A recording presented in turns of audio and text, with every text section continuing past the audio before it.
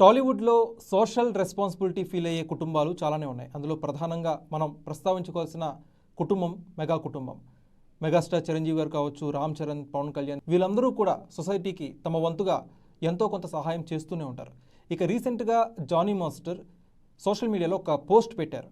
Johnny master తన birthday సందర్భంగా megastar Chiranjeevi గారి ఇంటికి వెళ్ళినప్పుడు అక్కడ ఉపాసన, రామ్ చరణ్ దంపతులు ఆయనకి ఒక హామీ ఇచ్చారట. దాని గురించి జానీ మాస్టర్ ఒక పోస్ట్ రూపంలో మనందరికీ తెలియజెప్పారు. దాని వివరాలు ఒకసారి చూసినట్టయితే, సరైన సమయంలో సహాయం చేసేవాడే దేవుడు.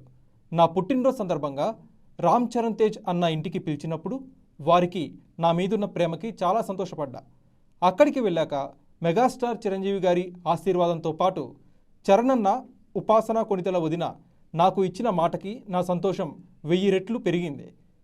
నేను ఇదివరకు అడిగిన సహాయాన్ని గుర్తుంచుకొని మా డాన్సర్స్ యూనియన్కి సహాయం చేయడానికి ఉపాసన, రామ్ చరణ్ తేజ్ ముందుకొచ్చారు. 500 పైగా కుటుంబాలకి హెల్త్ ఇన్సూరెన్స్ అందేలా వారు అండగా నిలబడతామని హామీ ఇచ్చారు. అడిగిన సహాయాన్ని గుర్తుంచుకొని ఇచ్చిన మాటకి విలువనిస్తూ అన్ని కుటుంబాలని చేరదీయడం మామూలు విషయం కాదు.